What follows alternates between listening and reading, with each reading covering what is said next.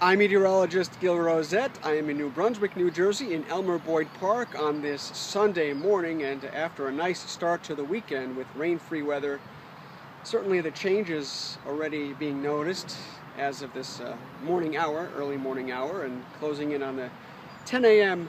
time frame. We've seen the clouds move in overnight and through the early morning hours, and continuing to see them fill and overspread the area.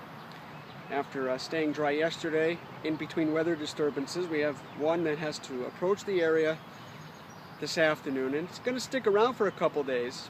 Right now, pretty much rain-free. There is some rain starting to enter the picture in southern New Jersey, and during the course of the day, it's going to start to move north and east.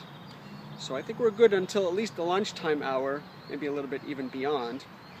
That's for central and northern New Jersey. Down to the south where the rain is occurring, that's going to be the case for much of the day.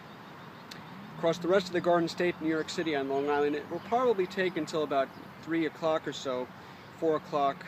It's going to slowly start to take shape and overspread the rest of the area as we go through the afternoon.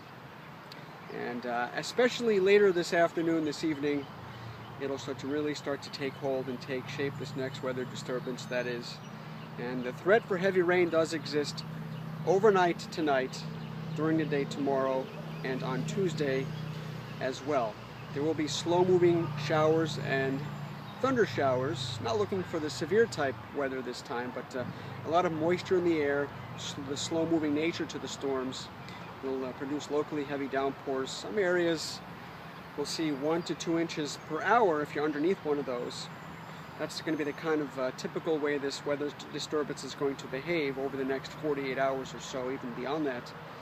And because of that, and for that reason, there is a flood watch for parts of central New Jersey, Mercer County, Hunterdon County, Somerset County, the Philadelphia area as well, and that could be expanded into parts of the rest of the Garden State, maybe even New York City and Long Island. We'll watch that for you and let you know and update you on any possible watches or warnings.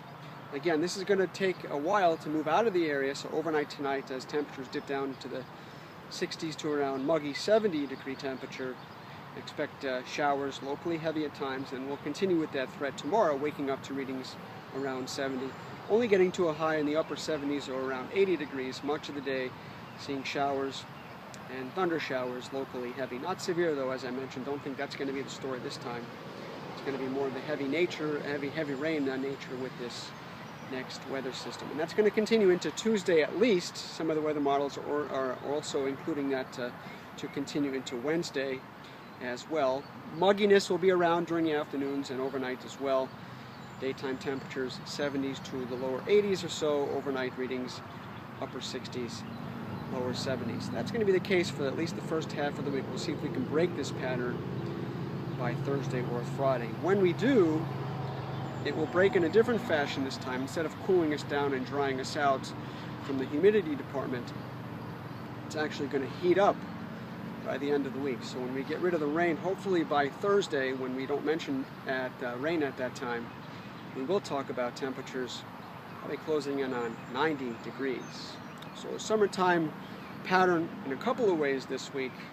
Lots of humidity, showers and thunder showers, locally heavy rain through the first half of the week. And then by the end of the week, talking heat with highs around 90 degrees. Right now, it's not the heat, it is the humidity and the clouds, and we're awaiting the rain. At least through lunchtime, most of the state and New York City and Long Island will be dry. We'll watch that time after that to see when the rain moves in. So keep the umbrella handy for the next couple of days, as this pattern will stay the same from that department. And then by the end of the week, it will get hot. Meteorologist Gil Rosette in Elmer Boyd Park, awaiting the rain and the heat by the end of the week.